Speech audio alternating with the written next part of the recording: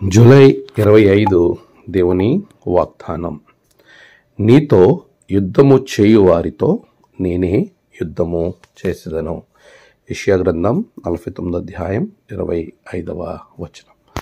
మన ప్రభువైన యేసుక్రీస్తు నామములో మీ అందరికీ ఈ ఉదయం శుభములు తెలియజేస్తూ ఉన్నాను. ప్రియమైన విశ్వాసులారా, ఎలా ఉంటారు? అంత క్షేమంగా ఉన్నారు కదా? దేవుని యొక్క మహాకృప మనలను మరొక పర్యాయము ఈ రీతిగా కలిసి సంతోషించడానికి ఆయన వాక్యము మనలను కలుపుతున్న దానాన్ని బట్టి నేను ఎంతో సంతోషిస్తూ ఉన్నాను. ప్రియ విశ్వాసులారా, దేవుని యొక్క వాక్యము మనకు ఎప్పుడూ ధైర్యాన్ని ఇస్తుంది. ఆ వాక్యాన్ని నమ్మటమే మనం చేయాల్సిన ప్రాముఖ్యమైన పని. ఎవరైతే వాక్యాన్ని పూర్తిగా నమ్ముతారో, వాక్యమందు విశ్వాసం ఉంచుతారో అలాంటి వారికి గొప్ప జయము జరుగుతుంది. ఈరోజు చాలాసార్లు మన జీవితాల్లో జరిగే ఒక అంతర్మదనం లేక ఒక విధమైనటువంటి అనుమానం, మనం ఒక సమస్యను బట్టో, మనకున్నటువంటి శత్రువుని బట్టో, మనకున్న పరిస్థితులను బట్టో వాటిని ఎదుర్కోలేవడానికి చాలా ఇబ్బంది పడతాం. వాటిని ఎదుర్కోలేక చాలామంది వెనక్కి తిరిగేటువంటి వారు కూడా మనకి కనబడుతూ ఉంటారు. ఈరోజు ప్రభు మనతో మాట్లాడుతున్నాడు. నీతో యుద్ధం చేసేవారు, అది ఎవరైనా కానీ, వారితో నేనే యుద్ధం చేస్తానని ప్రభు చెప్తున్నాడు. అంతకన్నా ఇంకేం కావాలి?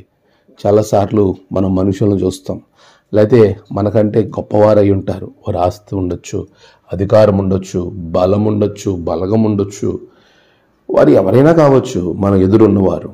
కానీ నీలో ఉన్నవాడు వారికంటే గొప్పవాడు. దాన్ని మర్చిపోవద్దు.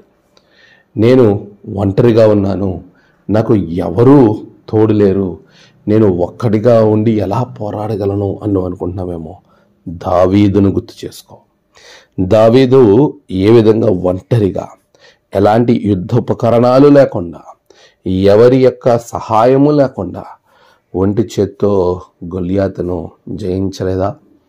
ఈరోజు ప్రియులారా, నీవు దేవుని యందు బలమైన విశ్వాసం ఉంచి ఆయనను కలిగి నువ్వు ముందుకు వెళ్ళినప్పుడు నీ జీవితంలో గొప్ప జయము. గొలియాతు వంటి సమస్యలను, గొలియాతు కంటే గొప్ప శత్రువును నువ్వు జయించగలుగుతావు. ఎందుకో తెలుసా? నీలో ఉన్నవాడు అందరికంటే గొప్పవాడు. ఆమేన్. ప్రార్థన.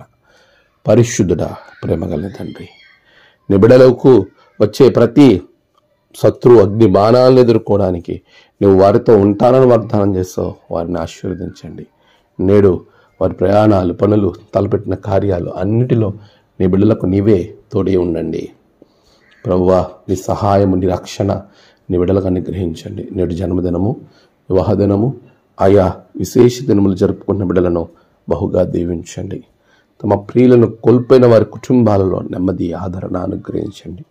దినదేవులతో నింపి మీరే మహిమ పొందమని యేసు నామమున ప్రార్థించి వేడుకొనుచున్నాం తండ్రి. ఆమేన్. తండ్రి, కుమార, పరిశుద్ధాత్మ త్రియేక దేవుని దీవెన మీకు తోడుగా ఉండి నడిపించునుగాక. ఆమేన్.